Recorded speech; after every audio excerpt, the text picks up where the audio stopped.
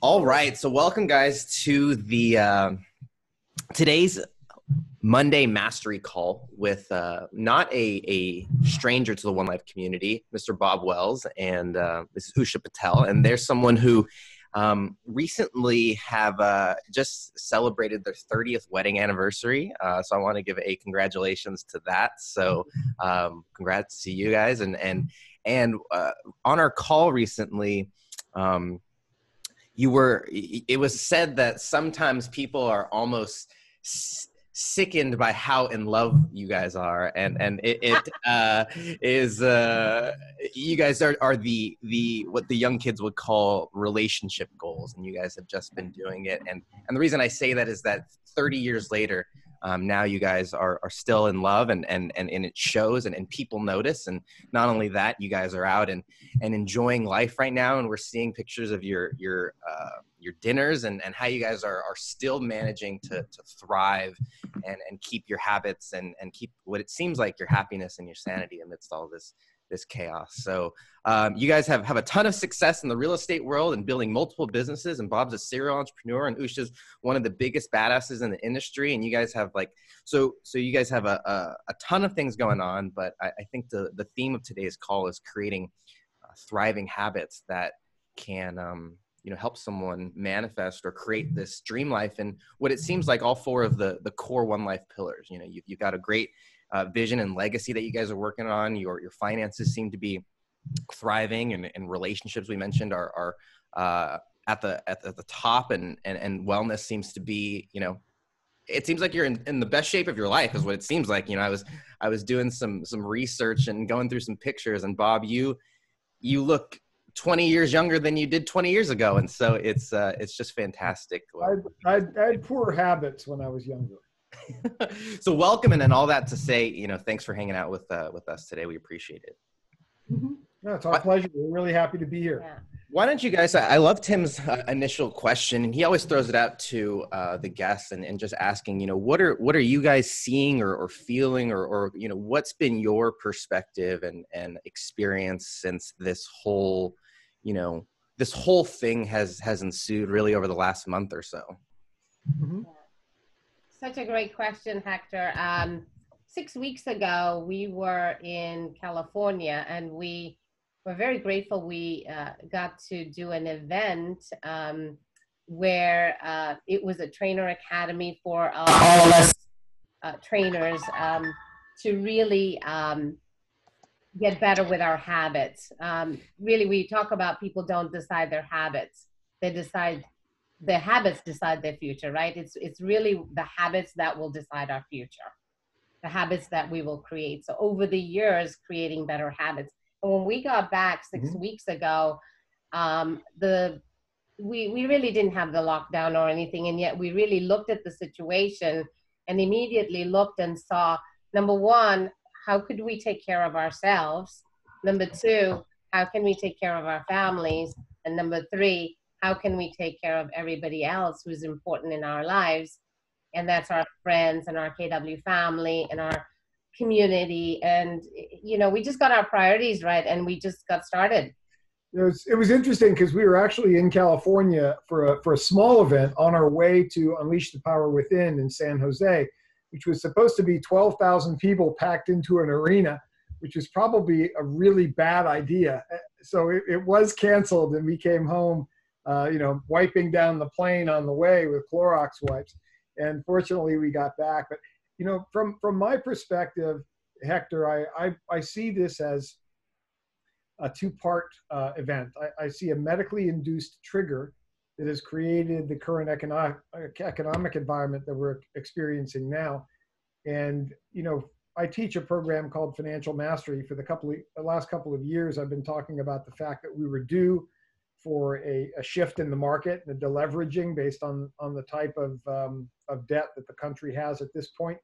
I actually had expected that to be sometime after November, unless there was some kind of black swan event that would have triggered it sooner than that. And I think that's what we've experienced. So I think anyone who's been around long enough knows that, our economics work in cycles, and what goes up has to come down, and what goes down has to go up. and we were kind of due for the economic issues. So that's what we're dealing with now. This just happened, created it a little bit sooner, right? Yeah. I should have, at least for some context, because I think it'll give some people, I don't know, maybe, but it's easy to name drop, I guess, because everybody knows the name. But you guys have been coaches in the Tony Robbins program for a number of years. And I think when someone asked a question on your Facebook post, where did all these habits come from, and where did, all these things come from? You really likened it back to the programs and the things that you learned in that. So can you talk about, maybe there's two questions here. The first is, what did, being involved in the Tony Robbins programs and kind of being in that world, what did that do? And then the second part is that, it seemed like you guys were prepared, or it seems like you didn't, some people went into a big panic mode, but that didn't seem like what happened with you guys. So can you talk about, how you were, maybe what you were doing leading up to this so that you were in a place to be stable and ready for this kind of event? Yeah, sure. We're not actually coaches with Tony Robbins. We're international trainers for Tony. And that journey started in 2008 when the global financial crisis happened. And I think anyone who is in business then realized that there was a lot of personal growth that needed to happen in order to respond to that in an effective way. So we started a personal growth journey at that point, which included a number of events and books and you name it. And one of those was Anthony Robbins, who eventually was a person that we decided to connect with at a pretty close level. We felt and still feel that he's the best in the world at what he does in terms of personal development. But, what we learned after 2008 has come in handy now, because this is maybe a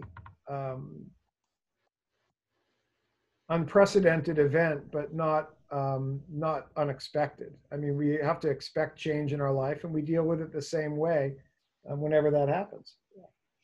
And Hector, I see some young people that I know on the call, and knowing One Life, there's a lot of young people involved in One Life, because Tim's done such a lot of incredible things, when it comes to One Life Fully Lived. And what I'd like to say is, for everyone, the better we prepare, I mean, I'm over 60, Bob's going to be 60, right? So we've lived many, many years. And so when I think about it, the sooner people start learning how to work on themselves better, no matter what kind of critical situations occur in our lives.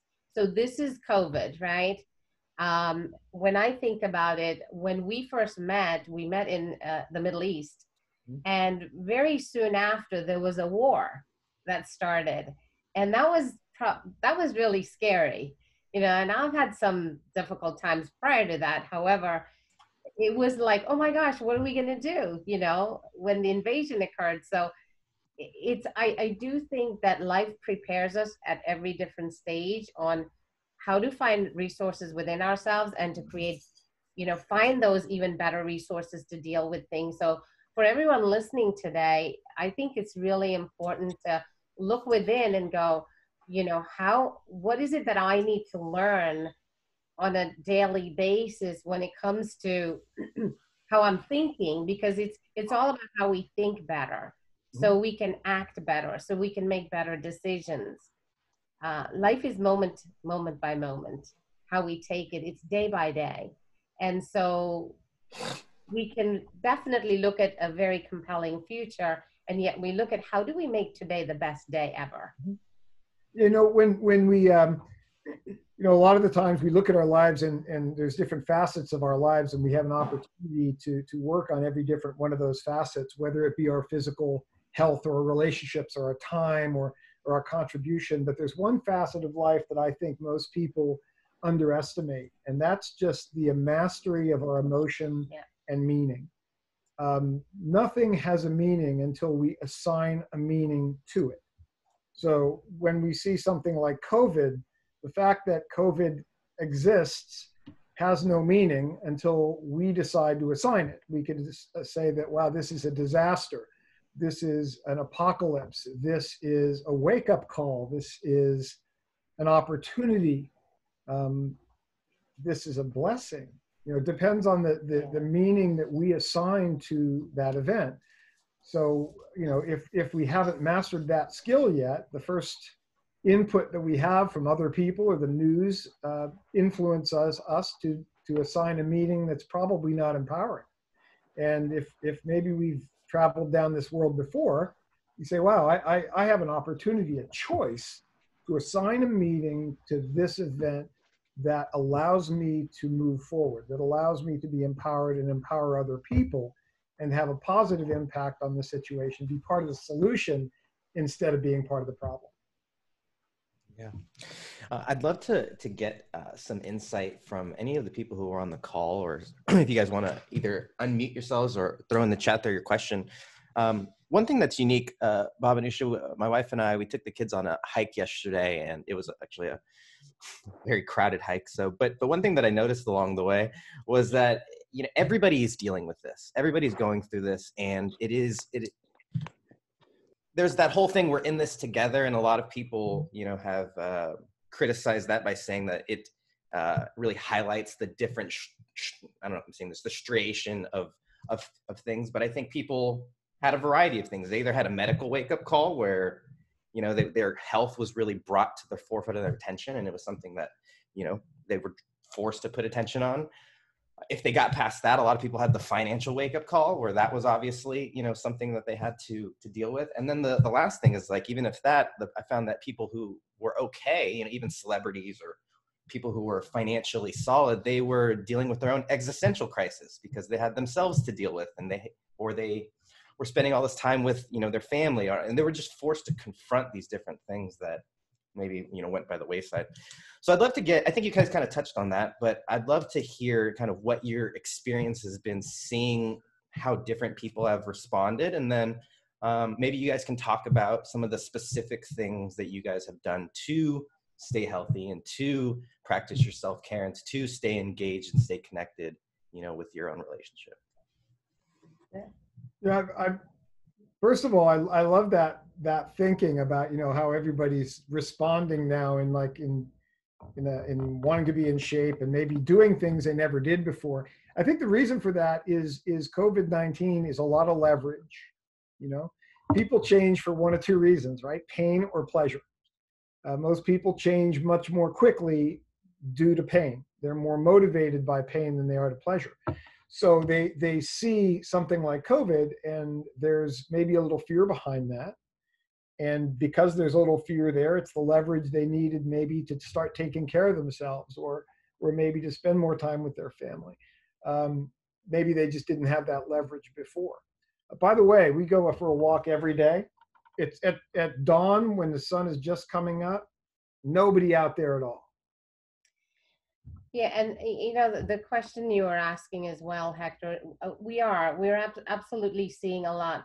When we came back, we put together a wellness ambassador focus with people in our organization. So once a week at 8 a.m. every Monday, we meet, checking in with the 10 companies. We want to see what the health of our of the people we work with, and I really look at it, the health of our mind, body, and our soul.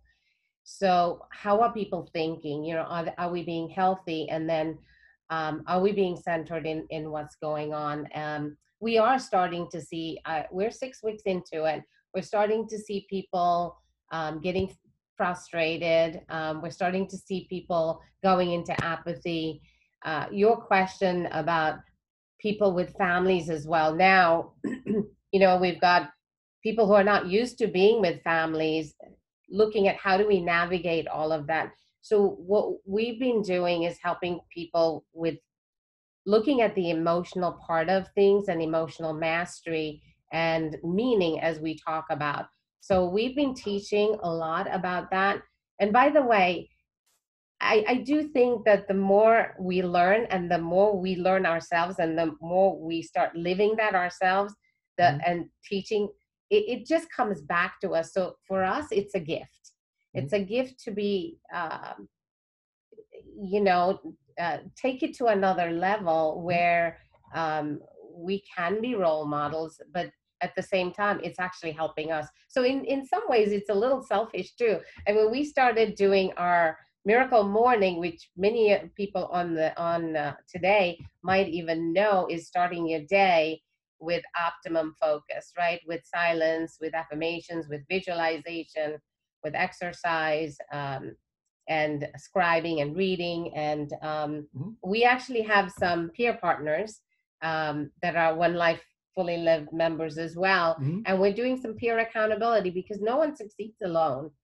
I think in life, we surround ourselves with people who want to come alongside with us. We can pick each other up. We can pick people up. When we're not feeling so strong, we can find some power from others. So especially now, I don't, you know, if people are having a difficult time, really giving people permission to reach out, because there's no harm in asking for help. More than ever, I think we all need to get more collaborative to navigate through all of this.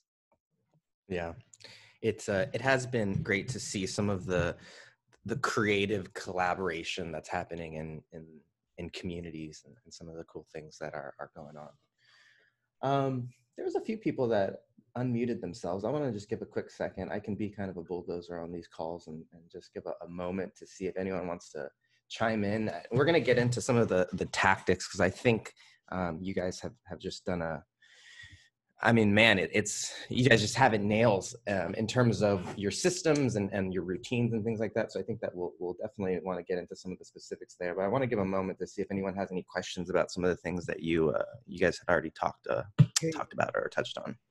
Tim? Hey, Hector, if first of all, if you do have questions, put it in the chat and we'll make sure we get you live. But I just want to say, Tina and I went on a couples trip with Bob and Usha probably about 4 years ago. And it was just so amazing to spend time with them and watch them. And like, you'd get up in the morning and they'd be sitting together watching the sunrise, and just, you know, with these happy smiles. And then to see what they prepared for their meals and how they went about their business was just, you know, it was kind of like on another level than what most exist at.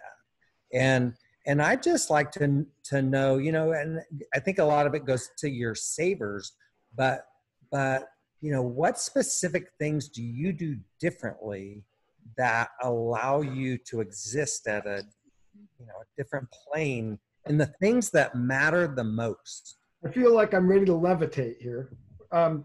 But and a great sense of humor while doing it. My left brain husband. Yeah, my family name was Welpozeski before we changed it to Wells, so I still have a Polish humor sense back there. First of all, we spend a lot of quality time together. We really do. We actually like each other as well as love each other, and we spend a lot of quality time together, and I think that's really important. I heard somebody say the other day, you know, I had a goal of spending more time with my spouse, just not this much time. But I don't feel that way. You know, who would I rather be in a house with all the time for, you know, a couple of months? Usha. So, you know, we do spend a lot of quality time, and I think a lot of that time is spent growing together. Well, it's interesting he says that. And yet during the day, we wake up, we have our routine, we have our time. And then really throughout the day, we're actually doing things separately. You know, he's downstairs, I'm upstairs. We've got a lot of different calls that we're doing. So while we're very focused on our work, which is a lot of our contribution and learning and growing, and we then make time to come and have lunch together. Yeah, we just stop, so that, put it all away, come down, have a great lunch, maybe go out in the spa, for 15 minutes, jump It's out of not the too cold. spa and go back to work. And then we'll do the same at night. I mean, we stop, we put everything away, and we have dinner together every night. We have breakfast together, lunch together, dinner together, every day. Really. And then also, so I started off by saying self-care and care of our families. So right now, it's really important. We have my mother-in-law. My parents are in England, and we do virtual connecting every week and during the day, during the week and the weekend. So just getting our priorities right, where we make sure that we have the time to go and take care of my mother-in-law, because that is important. Yeah. So I think it just comes down to looking at what's most important, and if it is important, are you giving the time that's necessary? Because we can say this is important and then not follow through, and then what happens is I think it eats away at us, our soul, our mind, and then we don't feel good, and then that causes frustration. So I think if it's something that's important to you right now, during this time, make the time for it. We really have adopted each other's families 100%. There's I mean, I see our family, like I'm as close to Usha's family as Usha is to my family. We're really close that way. And I think that's really important. But we do grow a lot together. I mean, and I think that if you don't grow together, you grow apart. And we've always been conscious of that. When we do things together in terms of personal or professional growth, most of those things we do together. There's a couple of verticals that we kind of specialize in. I don't go shooting. There's some things we don't do together, but not many. I don't do hot yoga because it and sucks. He doesn't do hot yoga with me. I go put holes in paper. But hey, I have a question for you. So Usha talked about the savers, and I think it all starts with your own personal habits. And Bob, do you do the savers? Do you guys go through the whole thing? And what we're talking about, if you don't know, you guys, pick up the book Miracle Morning by Hal Elrod. It's a great book. Wake up an hour early, do the 7 things Usha talked about earlier. Bob, are you, when you look at, do you do that, or do you do a combination? Well, historically, we wake up at 4 o'clock in the morning almost every day. Right. And we've been doing it for 20, 30 years. You set an alarm clock? No, not really. I don't have to. I have it downstairs, but he's always awake way before the alarm clock. Yeah. That's the sign of a great life, by the way. Well, we get up early, and one of the reasons we've set that habit such a long time ago is no one interrupts your quality time at 4 a.m. Like nobody's calling you. So we get up, we make Indian tea, which is kind of a scientific process, really spicy, really rich, spicy stuff. And it's a ritual. We get up first thing in the morning, we make our Indian tea, we sit down and we could talk for an hour, before anything else. We just chat and talk about the day and about life and about what we want to do in the future and so many things. And then, we're not 100%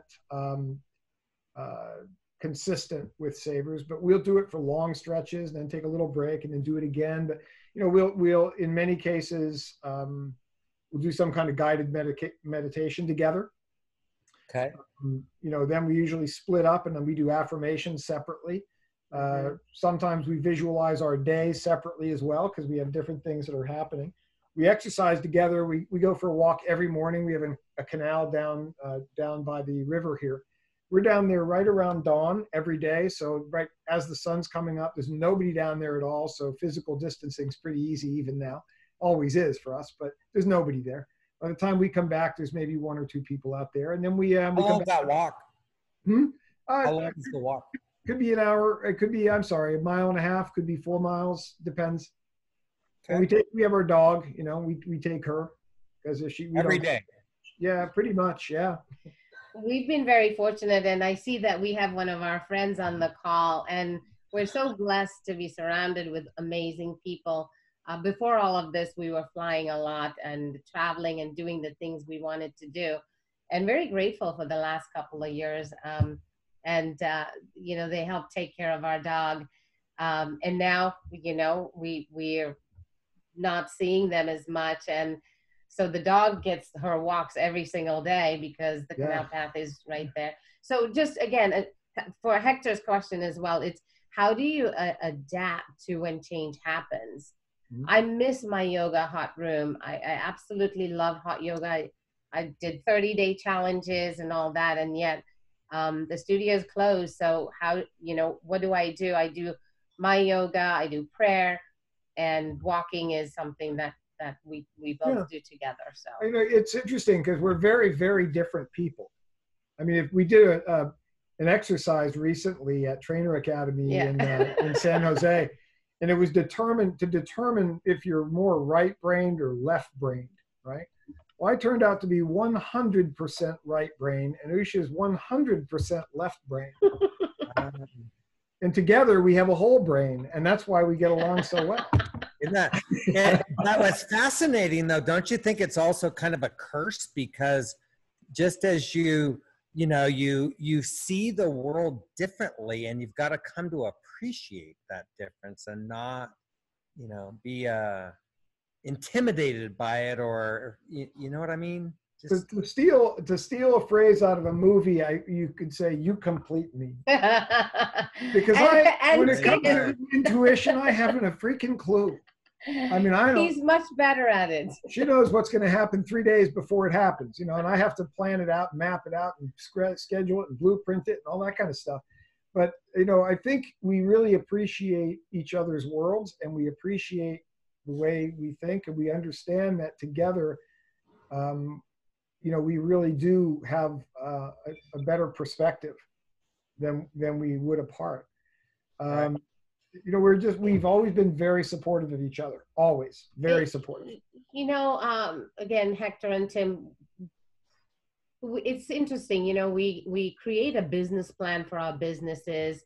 We take all this time to learn about work and business, and yet more importantly, are we learning more about life?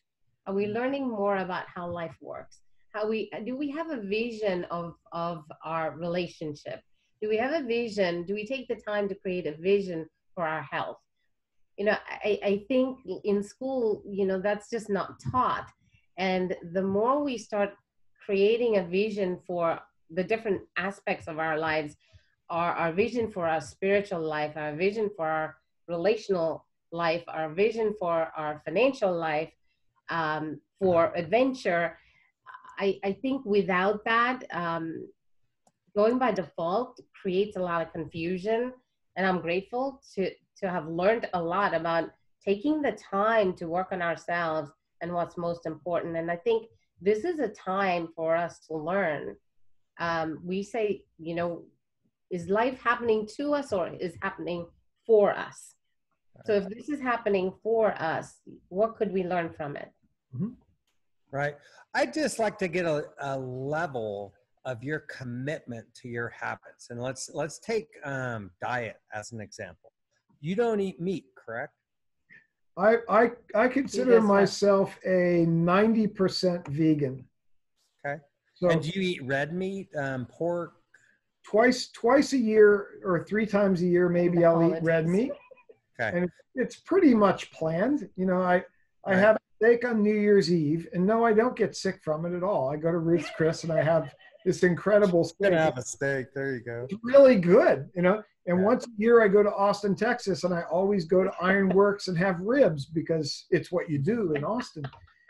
But other than that, I think it's okay to zig and zag a little bit, but I think that health is really it's gradually then suddenly. Health is a cumulative thing, right? And it's what you do over time that's most important. And I think that over time our health habits are exceptional. Generally speaking, our breakfast, people look at it and kind of laugh because they don't know what to do with it. It's like, what is all that stuff? Describe it, please.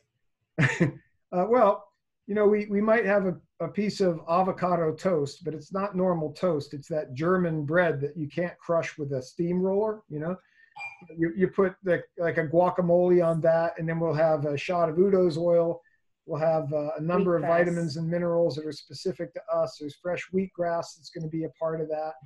What are some? Chlorophyll Yeah, water. we have chlorophyll water that goes. Oh, there it is. There it is. Yay. Typical Wow. Look. Strawberries. Yeah, that's Our a typical vitamins. breakfast. And Yeah. we had a dinner posted on Facebook a That's while ago delicious. too. Yeah. If you got the dinner, Hector, pull that up too. That'd be amazing. So now let's talk cheating.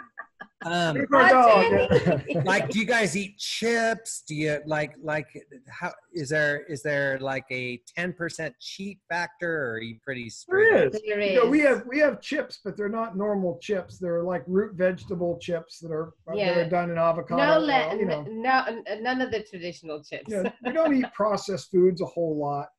You know, we're more likely to have some kind of air fried potatoes than chips per se.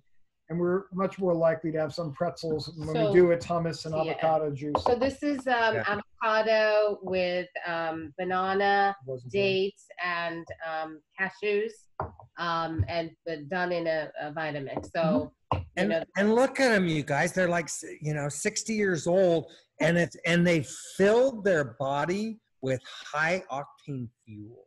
And you got a car and you spend a lot of money on your car. What kind of gas do you put on it? In it, the cheapest junk you could find. You know, if you went and bought a Ferrari, right, and you had a brand new Ferrari, how would you treat it? Yeah. And the bottom line is, if you don't take care of your body, where are you going to live? Right. I mean, if you take better care of your car than you do of your body, you need to reprioritize yourself a bit. It's funny you asked this. Oh, go ahead, Usha. This year I have a little board on what I had written was healthy habits, healthy focus, healthy clarity, healthy choices. And it's just interesting that this occurs, and it just is like, when I think about health, it really is, we don't take care of our health, we can't take care of healthy work or healthy relationships, or it's just really starts from health and wellness of our being. First and foremost. And there's a price to pay for that. And I think when a lot of people look at the cost of really good foods, they kind of get a little spooked by it. But in reality, it's a lot cheaper than eating out. Yes. I'd concur. You know, Hector, you got anything to add on? Well, I'm curious. You guys, it seems like you have a lot of tools in your tool belt. And I'm curious about maybe two questions come to mind. First is, Bob, you talked about jumping in the spa. Do you have any maybe strange or different things that seem to work? I read the other day that Ben Stiller likes to dunk his head into a bucket of ice in the morning to get going. And then the other thing that comes to mind is, are there any habits that are kind of like brushing your teeth, where if you don't do them, things start to feel off? I found that, as I got into water every morning. What was that, Bob? Yeah, I didn't catch it.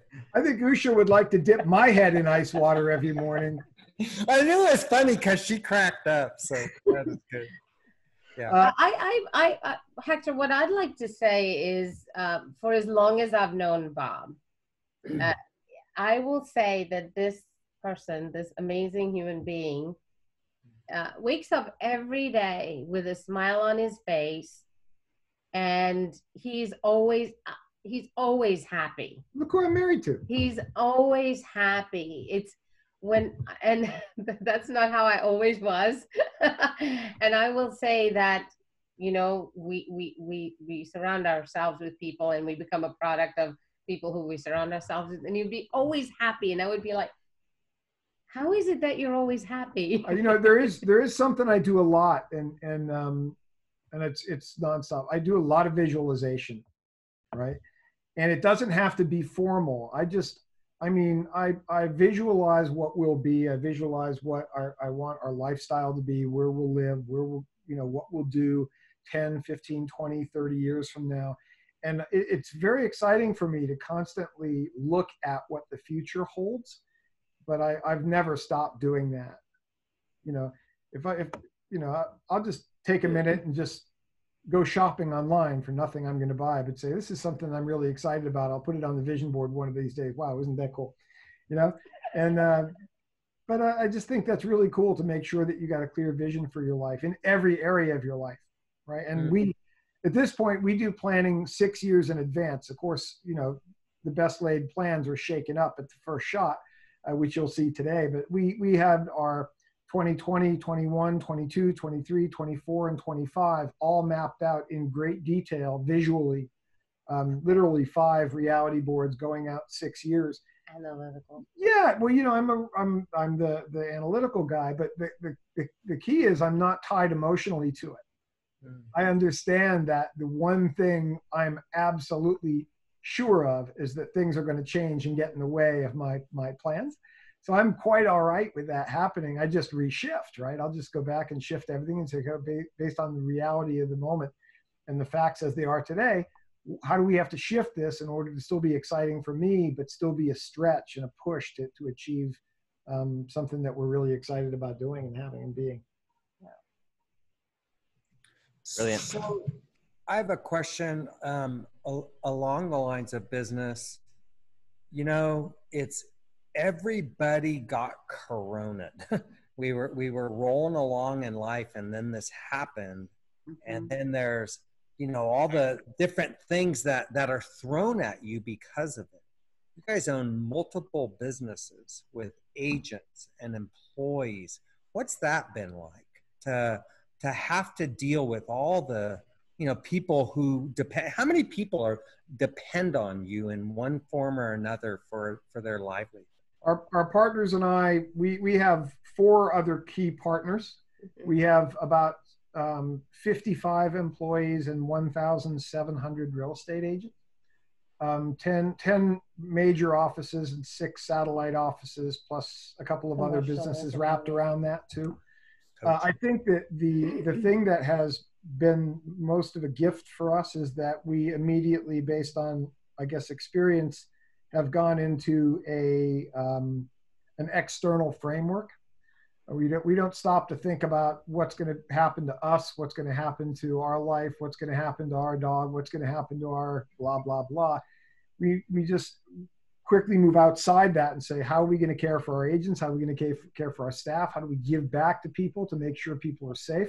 How do we take care of our family? And I think as soon as you get out of yourself and you move into others and you get externally referenced so that you start to look at what you could do for other people, then your own problems tend to melt away.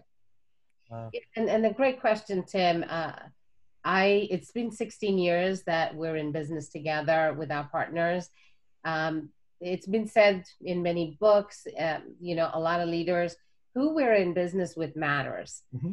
And it is during the toughest times that we really realize that at a high level. And we certainly saw that in 2009 when we saw the last economic situation.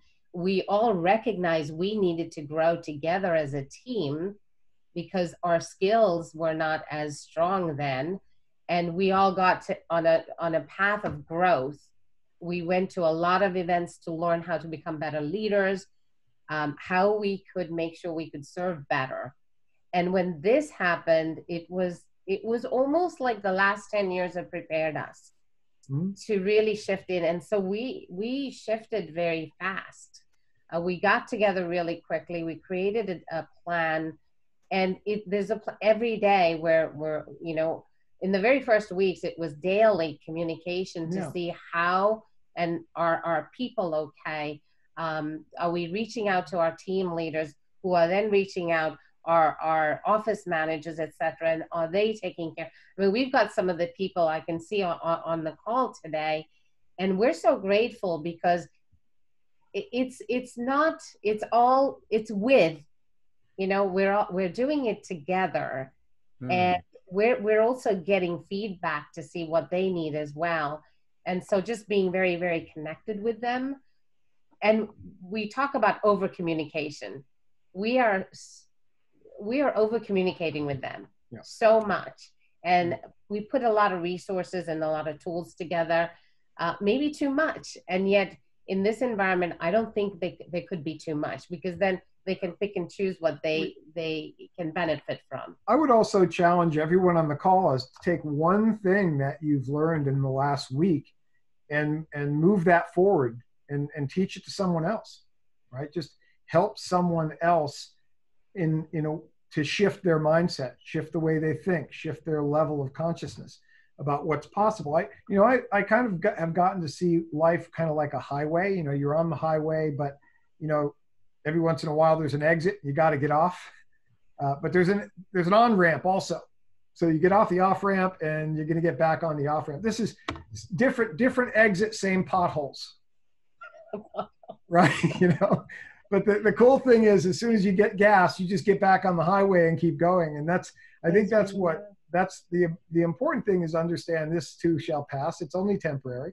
This is an opportunity for us to grow as human beings. It is in times of chaos and challenge that we grow most. And I think one of the most fulfilling things in life is to become the best possible version of yourself. And this is the opportunity to do it. Just get outside ourselves and give to other people in a way that you improve their lives. And by doing that, you improve your own. That's beautiful. Usha, you said before, we've been through this and we learned from it and we were better prepared for this one. First of all, two questions. One, you have your whole team together still through both of these? That's amazing. We have a large part of our leadership team is together. The majority of our major agents are still with us. We've all kind of been through this before. We actually made decisions together as kind of as partners on every level of the organization before, and we continue to do that today. And I feel really blessed by that.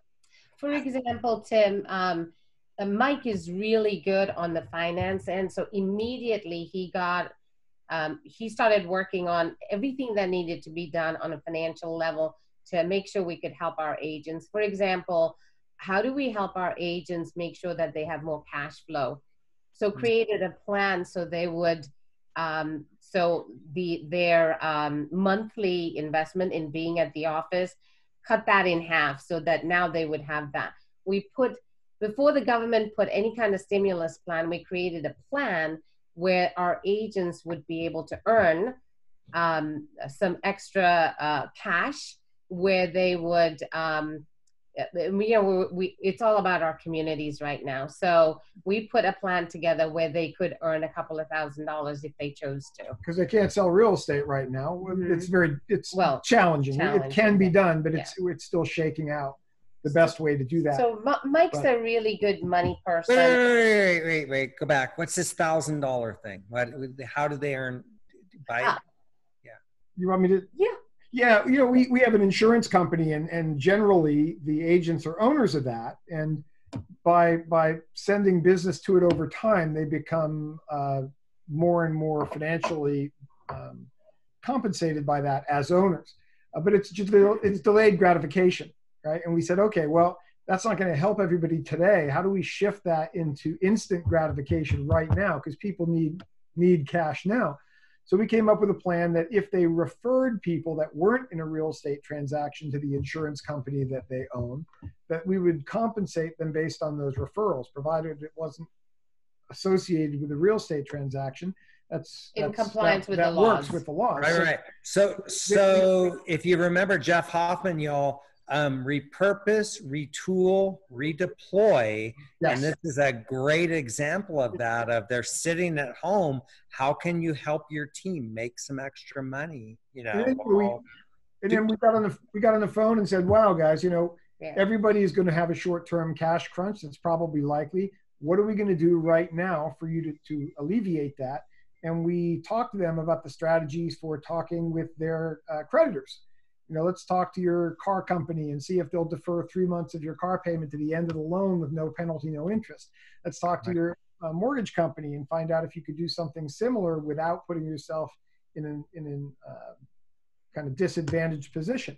And we actually taught them how to get on the phone and communicate with those creditors in a way that they can alleviate their expenses at the same time they're building their income, so that they've got capital. So they're conserving capital, which is a really important thing in times like this. We want them to conserve as much capital as as possible. If this is a short-term issue, they'll want to use that capital to invest in income-producing assets that have lowered value. And if it's a longer-term issue, obviously, the more money in your pocket, the better. Beautiful. Right? Yeah. And my focus is production. I work with a lot of agents, so we immediately put together programs that would get them focused on activities, specifically reaching out to our communities, because business at the end of the day is relationships. And the more we make care calls to the people that we know, the more just offering them, number one, checking in. How are they? How's your family? Is there anything I can help you with? And there's so many business owners as well that are needing help right now. They need resources, they need direction. So we've just been encouraging our agents, and including ourselves. I know I've made calls to many of my business friends that don't know where to go and what to do, or just still in the shock phase. So just providing resources and support to the people in our communities. Yeah. And this is, probably a great opportunity to learn some things. I think you heard me say something, Tim. It was funny because you looked at me funny. And I said, I think that as part of finance, about personal finance, everyone should have between 2 and 24 months of basic living expenses set aside in the event that they can't work. And how particularly it's difficult for entrepreneurs to do that, right? Because entrepreneurs want to put that money back into play immediately, right? You can make a lot of money if you just keep the velocity of all of your money back into investments. Right. But in reality, if you don't keep a certain percentage of your resources in a security bucket for situations, unfortunately, like this, then we find ourselves over leveraged and in an untenable position. So I think, in future, this is my dog. She has a lot to say. I'm going to go. Rosalie says I have mattress money. Yeah, but this would probably be a good wake-up call that, wow, in future, I will always have a number of months of basic living expenses under the mattress. So if something happens that I couldn't predict, then I feel comfortable that I'm able to deal with that in a way that I'm not under stress immediately. But this is, we live, we learn, right? Yeah, this was definitely one that a lot of people learned in the last downturn, and some that didn't go through it or didn't learn that lesson, it's just it's a tough place to be right now. Christine, did you want to ask your question to Bob and Usha? You'd put in the chat? I can. Sorry, I'm still in my PJs because we're homeschooling hardcore right now. It's all good. It is not my skill set. I think I'm just having a hard time prioritizing. For right now, the reality is we are all in the same house. I'm now doing school and work. I'm also in real estate. I have one buyer's agent and a admin of sorts. And I'm trying to make sure that in my head, I'm not giving up on this year. I know for sure that whenever the gates open, we're all going to go back. And so I want to be moving the needle forward. But I also don't want to be overscheduling myself at this time of emotional and physical break. I want to also give myself this gift of time. So I'm trying to not hyper schedule. At the same time, I don't hyper relax and act like it's a vacation. And I keep kind of pushing back and forth. Yeah. I guess my first thought would be, I think I would keep the same tempo of activity as I had before this. I wouldn't work less and I wouldn't work more. If that's your normal tempo, keep it, because you're going to be stressed if you change it in either direction. I always think that the most important thing is to decide what's most important.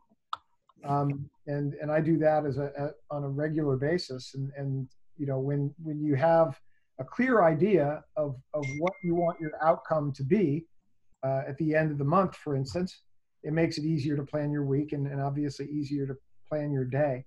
I'm a firm believer in things. We never go back to anything, and I think if we're thinking, wow, when are things going to be back to normal? I would caution about that level of thinking, because I don't believe things will ever go back to normal, because I think normal changes every day. Sure. I think we have to look at how things are going to be in the future based on this new reality, and say, how do I retool, right?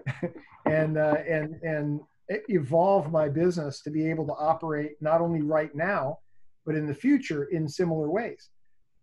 I believe from a real estate perspective that there's going to be a lot more done virtually in the future than there ever was, because people have a new paradigm about what's possible virtually.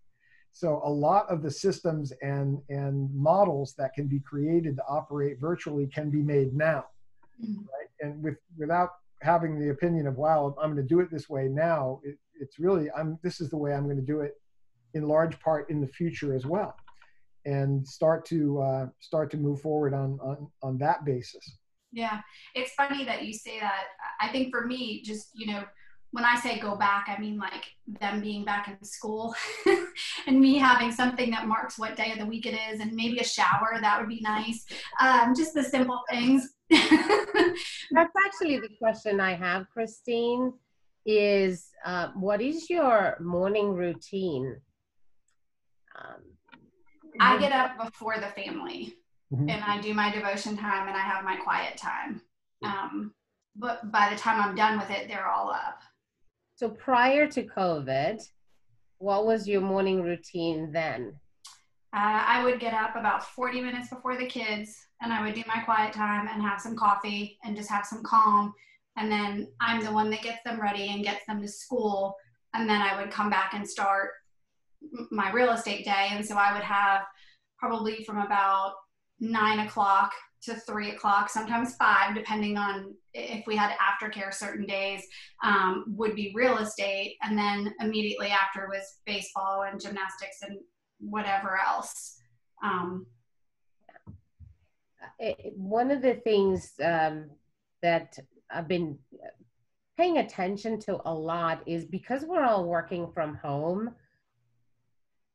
having a really good morning routine, and that means literally, getting up, getting dressed as if we're going out. I think mentally it prepares us to focus better and just get going, right? I think that we do Zoom, right? And it's like we're visual. And one of the things I made a decision, and I work from home, but I also go to a lot of offices. But it was one of those things, is just get up and do my things and get ready. Yeah. Because that sets my day to just if I need to leave, I can just leave right now. If I've got something going on, I can do right now.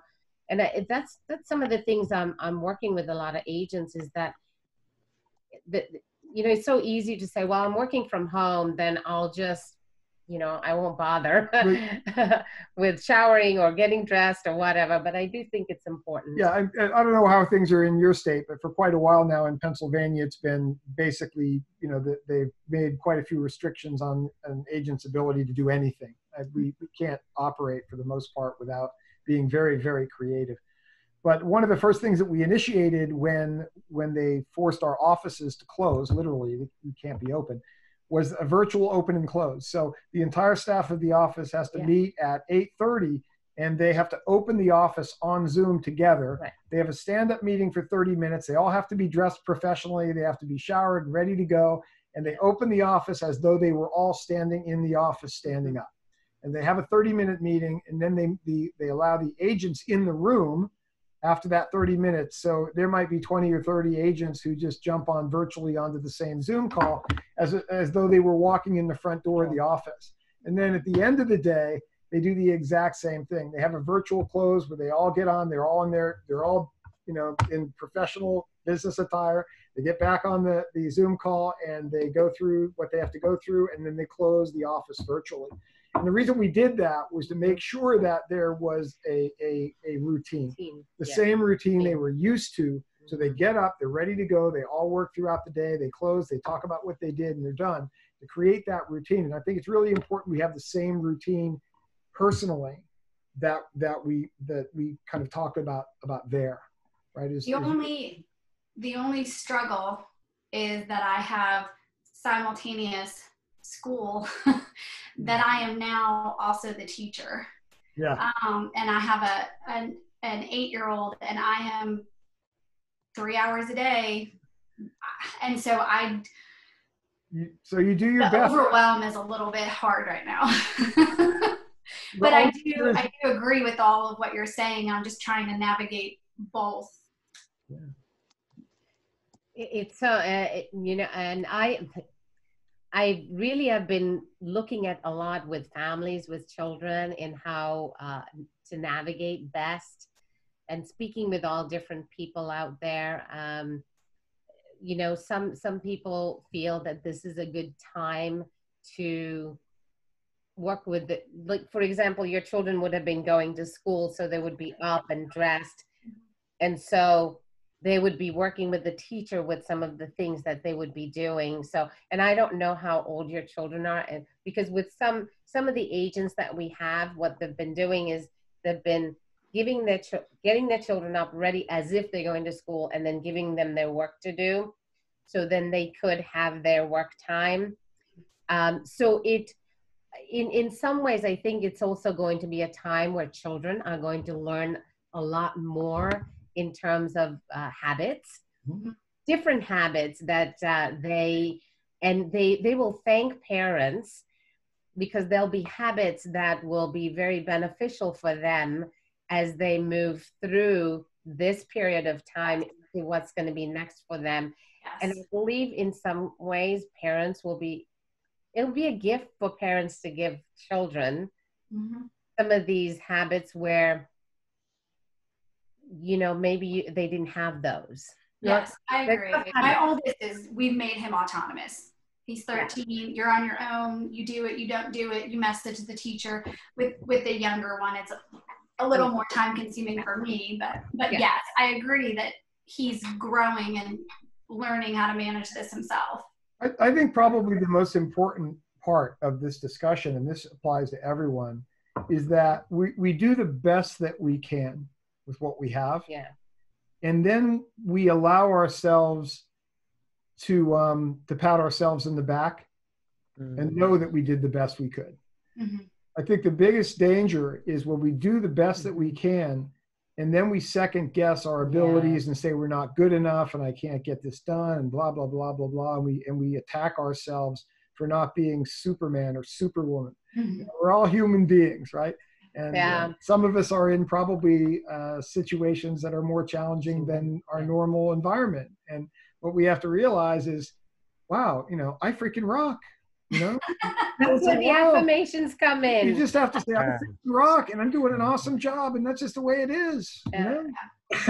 These are tough circumstances. I'm doing the best I can with what I have, and I'm worthy of this. I'm a good person. And I freaking rock. And one thing I learned from my coach years ago is progress, not perfection. Yeah. Because in life, we're never going to get anything perfect. And so we give ourselves the blessing of saying, I did the best I can for sure. Yeah. And you know, every little bit will move you to progress, which will give you the happiness, because happiness is definitely in the moments. And you know, we had talked about a diagram that I had put on Facebook a while back. It wasn't my diagram, but the first time I saw it, I immediately loved it and I shared it. But it asked who we wanted to be during this coronavirus pandemic. Who did we want to be? And I, you know, it's not really just about COVID. It's who do we want to be for COVID, but who do we want to be in any crisis? Who do we want to be every time that we're challenged or afraid? And there's really three phases to that were on that chart. And one was fear. Maybe the initial reaction to something like COVID would be simply that, a reaction to stimulus, where we have emotional chaos and we allow our emotions to kind of take over from us, and we tend to dramatize things and make everything more dramatic than it really should be, and we take on a victim behavior. And I think that's a natural response to chaos and change initially. And you can see that here in this kind of orange circle. it's really just about fear, and it's more about freezing and being a victim and kind of pointing fingers and woe is me. But soon after that, we have the opportunity to learn about what's real. And that we would call the stage of learning. And that's where we tend to get more internally referenced, and we become situationally aware of the facts. We start to become emotionally aware of how those facts are impacting us, and we start to analyze that and say, wow, I feel sad. Why is that? And it moves on to we start to filter the input. Some of you may have also already started to realize that, wow, watching TV isn't probably a really good idea. And if so, maybe I should filter that in a pretty serious way so that it's not so significant to my mindset. And we start to make intelligent responses versus reactions. And that's kind of that whole stage of learning. But we do tend to be internally referenced. We're thinking about ourselves more than anything. The last stage of that is kind of a stage of growth, and that's where we become externally referenced. We start thinking about other people. We start mastering our emotions, saying, wow, I'm sad, but am I sad because I have to be, or am I sad because I choose to be? Can I choose to be happy? And if so, how do I do that effectively? That stage of growing is about starting to become optimistic with respect to vision and saying, wow, anything's possible if I just apply myself. And we start to become accountable to saying, hey, it's me that matters. I mean, the rest of it's all just window dressing. Yeah. And one thing that's come to my mind more so now than ever is, I think as a human race, we've become human doings and not human beings. We've forgotten how to be a human being. Being present, being loving, being forgiving, being kind, being thoughtful. I think that we've just been doing in our fast technology world, that perhaps this is for us to remember how we can start becoming better with being a human being. Yeah, and challenge ourselves. If you find yourself in fear right now and that you're operating out of fear in that fear stage, say, wow, let me start to think about what the reality is and move into that learning stage. Yeah. And as soon as you can, start moving out of the learning stage into that stage of growth. We're going to say, what am I going to do to add value to other human beings and be the person I need to be to create the outcome that I want.